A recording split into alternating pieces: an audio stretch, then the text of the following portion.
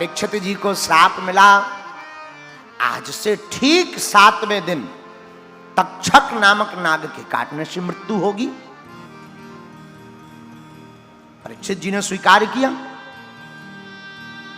तक्षक नामक नाग के काटने से मृत्यु होगी, स्वीकार कर लिया। अब राजा परीक्षित सब त्याग करके गंगा के किनारे आ गए। और हम लोगों की भी यही गति।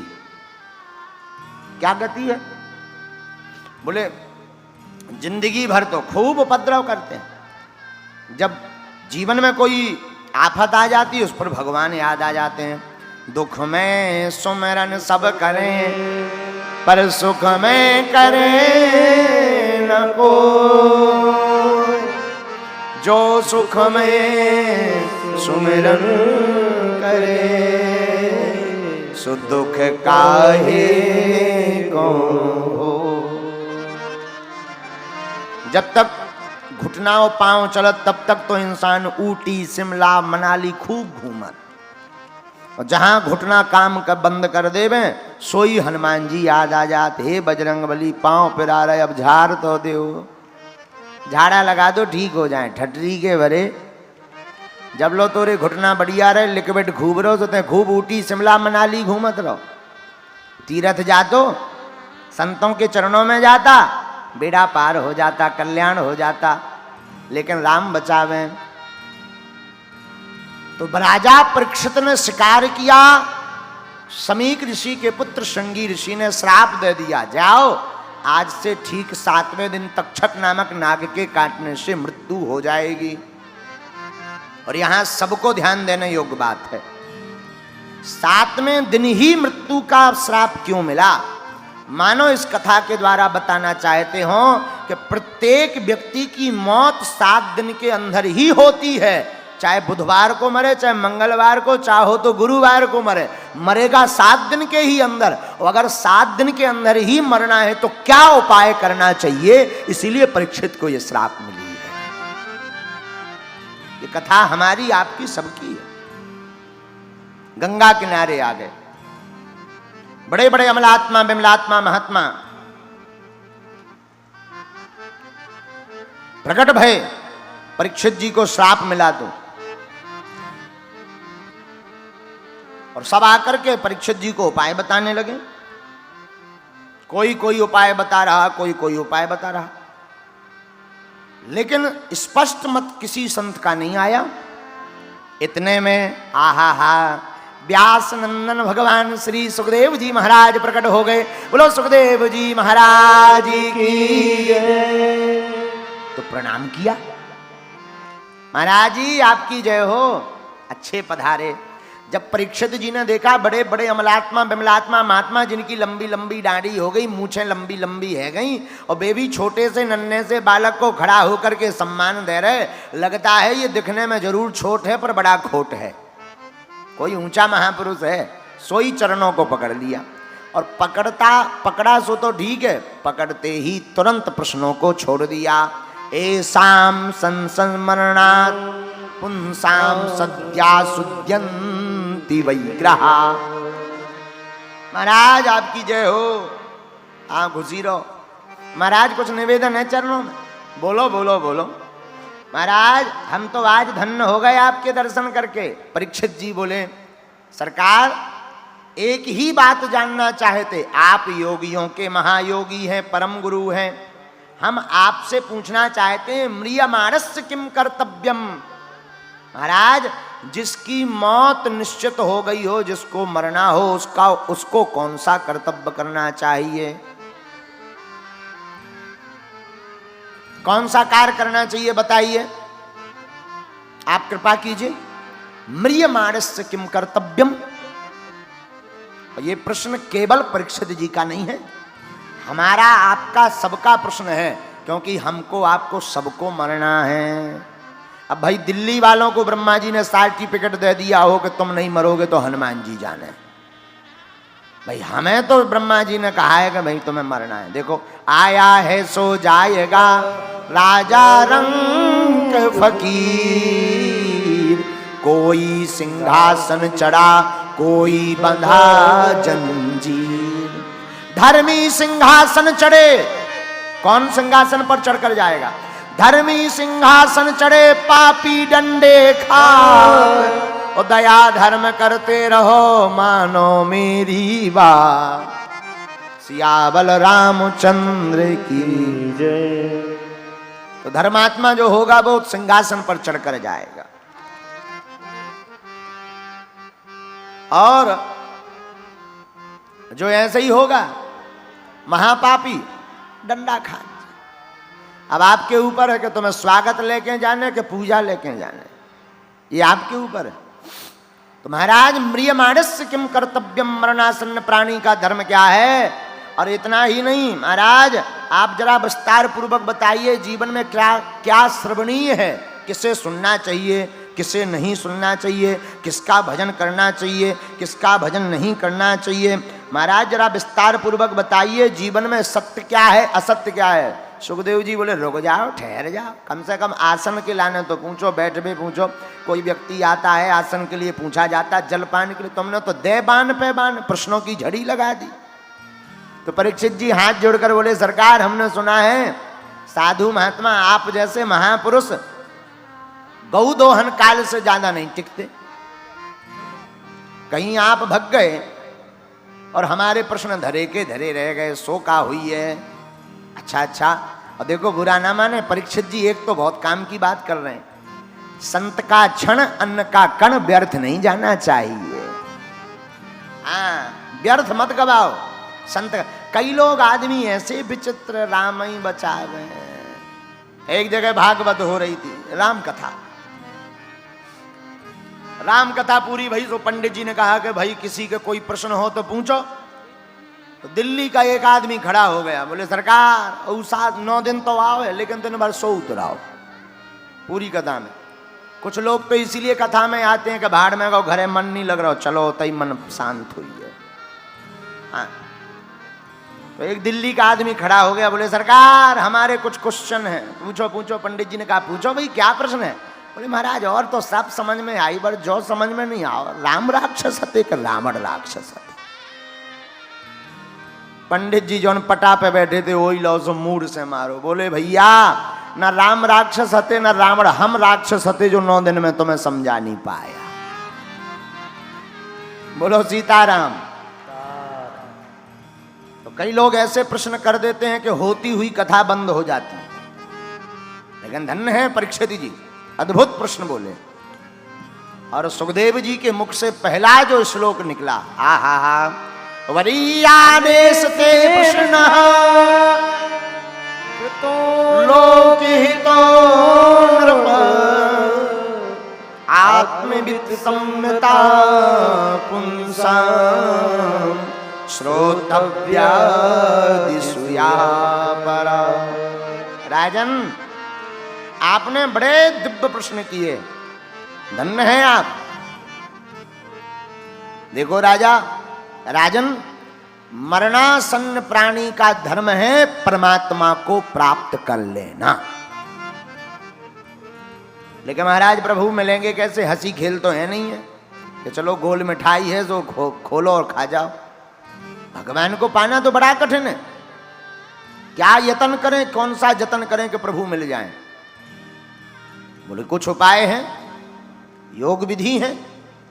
महाराज उपाय करें तो मरने का भय बना रहता है। बोले देखो सबसे पहले तो 4 चीजों का अभ्यास करो राजन। जितासनो जित श्वासो जित संगो जितेन्द्रिया स्थूले भगवतो रूपे मनः संधारयेद्धिया। पहला उपाय है राजन, जितासनो, आसन को जीतो। जिस आसन पर एक बार कथा सुनने बैठ जाओ सो उठो ही मत। भगवान के गीत गाने, भगवान का भजन करने बैठ जाओ, अनेक समय तक, ज्यादा देर तक बैठने की आदत डालो। जितासनो। कई लोग होते हैं कि जो अच्छा जब तक बैठोगे नहीं तब तक भजन मुश्किल। अब कथा तुम्हें चलते फिरते तो सुनाई नहीं देगी, बैठना पड़ेगा। जब तक सत्संग नहीं करोगे तब तक भक्ति सुदृढ़ नहीं होगी। तो पहला उपाय है जितासनो, आसन को जीतो।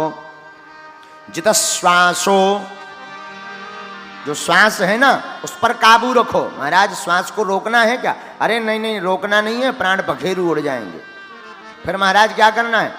श्वास जैसे ही बाहर लो तो सीताराम बोलो, सीताराम। अंदर लो, सीताराम। श्वास श्वास सुमरन करो, वृथा श्वास मत खोए, ना जाने इस श्वास का आवन हो न होए। श्वासों की माला पे सिमरूं मैं सीताराम, श्वासों की माला पे सिमरूं मैं सीताराम,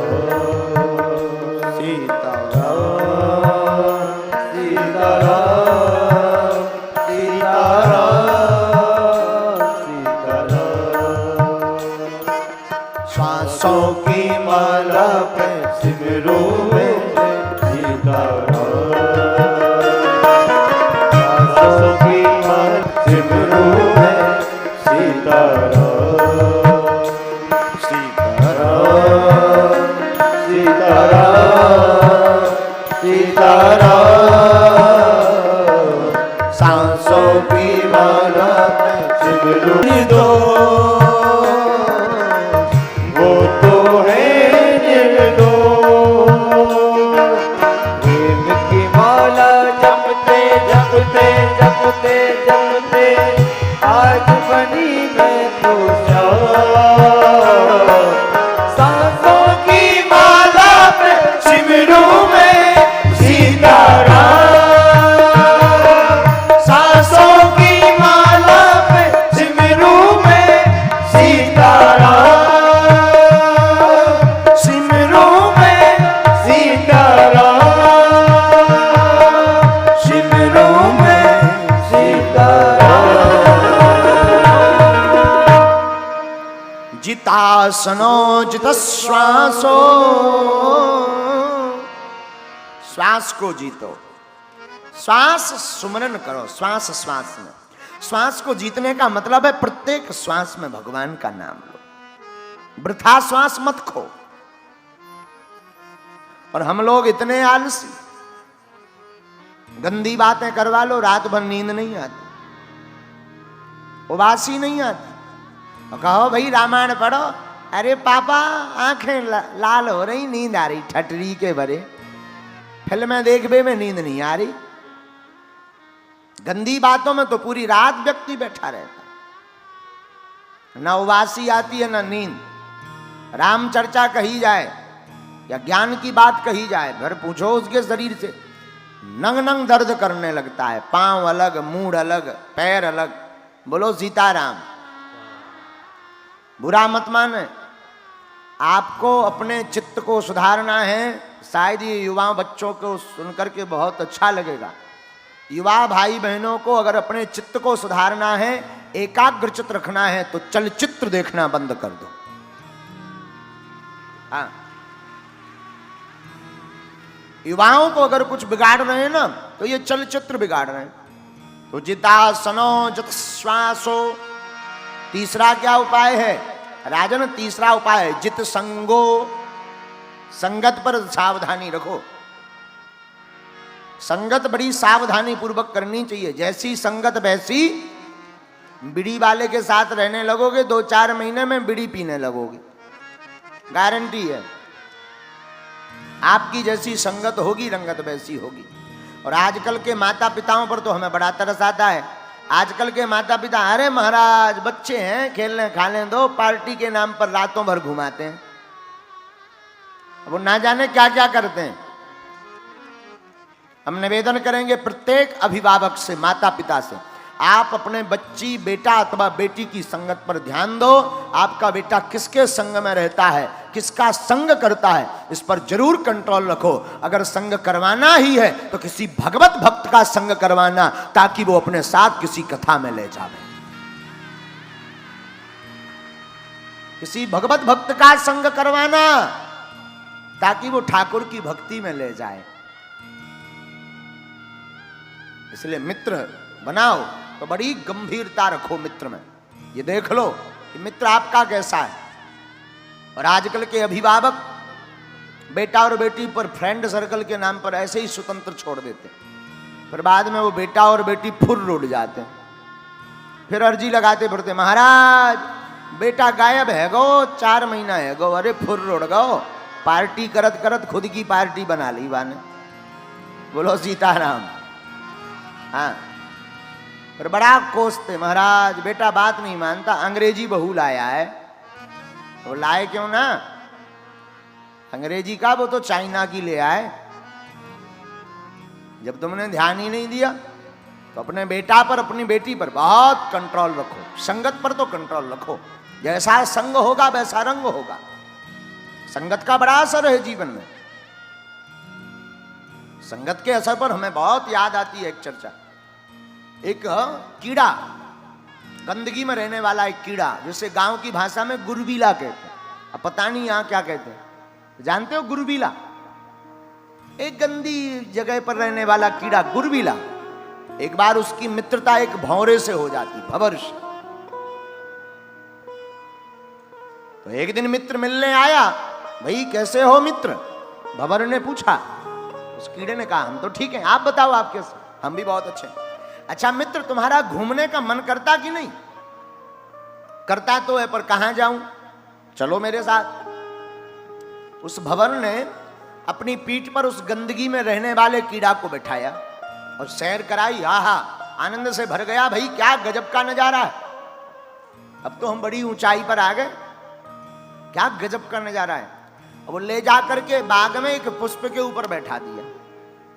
बैठो यहां, आनंद लो, देखो क्या खुशबू है पुष्प की, क्या रस है इसमें। लेकिन वो कीड़ा बोला देखो भाई जल्दी आ जाना, हमें वापस वहीं भेज देना, यहां हमारा मन नहीं लगता है। क्योंकि जो व्यक्ति जहां रहता है उसको वही प्यारा लगता है, दुर्गंधी उसको प्यारी लगती, सुगंध प्यारी नहीं लगती। आप जल्दी आ जाना। भंवर ने कहा मैं अभी आया, तू बैठ यहां। भंवर कहीं तूफान में फंस गया, शाम तक पहुंच नहीं पाया बेचारा। अब वो जो कीड़ा जिस पुष्प पर बैठा था, शाम के समय वो पुष्प बंद हो गया। प्रातः काल के 4 बजे तो उसी बाग के मंदिर के पुजारी जो अर्चन पूजन करते भगवान का, जो वंदन करते भगवान का, जो निवेदन, जो भगवान की पूजा पाठ करते, वो आए और बाग से उन्होंने पुष्प को तोड़ना प्रारंभ किया। और भंवर का मित्र जिस पुष्प में बंद पड़ा था वो पुष्प भी तोड़ लिया। ले जा करके भूत भावन महादेव आदिदेव विश्वनाथ भगवान त्रिपुरारी का पूजन अर्चन किया, वंदन किया, ध्यान किया, स्नान आदि किया और वस्त्र आदि चढ़ाए। और इसके बाद में तिलक चंदन स्वस्ति आदि पाठ करने के बाद में आचार्य जी ने माल्यादिनी सुगंधिनी वाला जैसे मंत्र बोला, पुष्प उठाए और भगवान भोले बाबा का दिव्य श्रृंगार करना प्रारंभ किया। तो जो पुष्प था, उस पुष्प में जो भंवर का मित्र बंद पड़ा था, गंदगी में रहने वाला कीड़ा, वो भी आज मित्र के संगत के प्रभाव के कारण भगवान शिव के सिर पर बैठ गया। ओहो, बैठा सो तो ठीक है। आनंद के साथ अब भगवान भोले बाबा, अब तो लोग आवे लोटा भल जल लेवे, चढ़ावे हर हर भोले, वो भी स्नान कर लेवे। कब दिन बीत गया पता नहीं लगा। भंवर ने बहुत ढूंढा बाग में। भंवर जब तूफान शांत हुआ, प्रातः काल हुई, उजेला हुआ, भंवर बाग में आया पर मिला ही नहीं। तब तक दोपहर काल की सेवा होनी थी। पुजारी जी ने भगवान का श्रृंगार उतारा और एक टोकरी में रखा और बहते हुए जल में जाकर प्रवाहित कर दिया। नवीन श्रृंगार भोले बाबा को चढ़ना था तो दूसरे पुष्प ला करके नया नवीन सौंदर्य सा श्रृंगार करने की तैयारी होने लगी। भंवर को याद आया, अरे बाग में नहीं है, लगता है ये भोले बाबा के मंदिर में होगा, पर मंदिर में पुष्प नहीं है। अब कहां होगा? अरे अब याद आया, ये गंगा जी में बह रहा होगा। भागा भागा भंवर गंगा जी गया। गंगा जी में पुष्प खुला हुआ, उसके ऊपर वह कीट, वो कीड़ा जो कभी दुर्गंध में गंदगी में रहता था, वो बैठ करके धन्यवाद अपने मित्र को दे रहा। इतने में भंवर दौड़ा दौड़ा आया, अरे मित्र राम राम, कहां जा रहे? आ जाओ आ जाओ, जल्दी पकड़ो। अरे भैया बस बस बस बस, दूर रहो दूर रहो। अरे भैया पागल हो गए क्या? ये गंगा जी है, समुद्र में मिल जाओगे। अरे दोनों हाथ जोड़ करके कीट बोला, भैया धन्य है तेरी मित्रता और धन्य है तू, ये है मित्रता का प्रभाव। कहां में गंदगी में रहने वाला कीट हमेशा दुर्गंध में भरा रहता था, आज शिव जी का मस्तक भी मिल गया और गंगा का सहारा भी मिल गया। धन्य है धन्य है। जितासना जित श्वासो जित संगो जितेन्द्रिया जित संगो जितेन्द्रिया। संगत अपने बेटा की अपनी बेटी की ऐसी रखो जिस संग से सत्संग प्रारंभ हो जाए। सावधान अभिभावक, पार्टी के नाम पर, घूमने के नाम पर, स्वतंत्रता के नाम पर अपने बच्चों को तुम नरक में भेज रहे हो। सावधान हो जाओ। अब अपने बेटा की अपने बेटी की संगत बहुत गंभीरता से रखो। मित्रों का चेक करो कि ये मित्र खाने वाले हैं कि खिलाने वाले। मित्र बनाना ही है, उसको मित्र बनाना जिसके मस्तक पर तिलक हो, सिखा हो, कंठी माला हो, कम से कम वो भगवान की भक्ति तो सिखाएगा।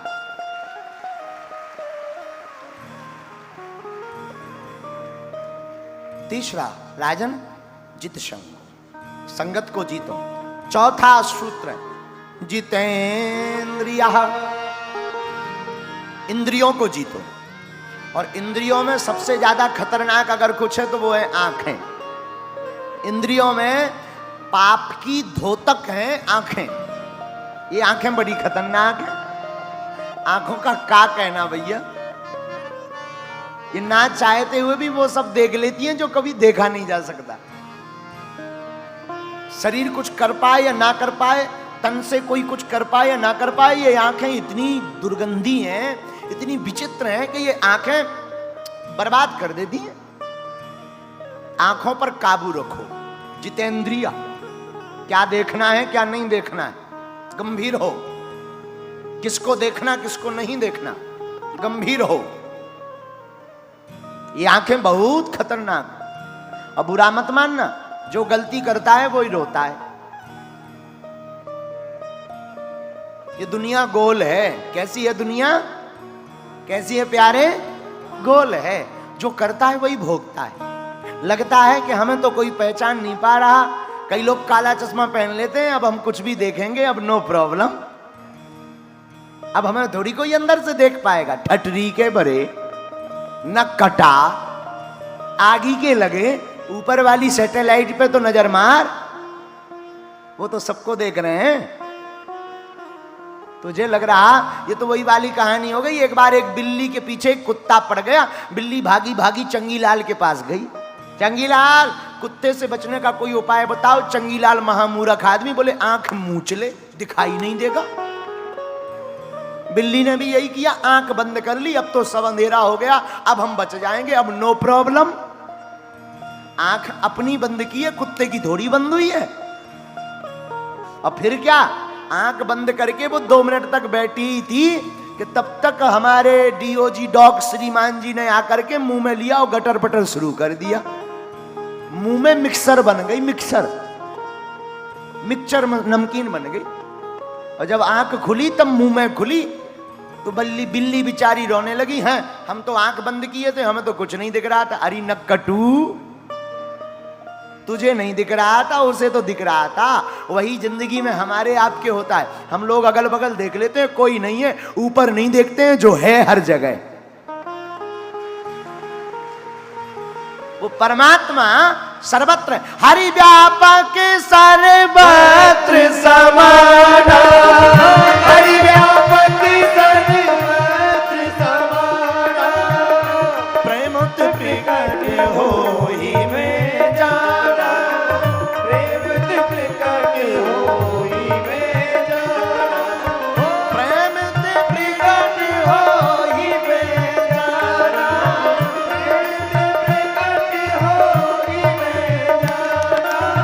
श्री राम जय राम जय जय राम,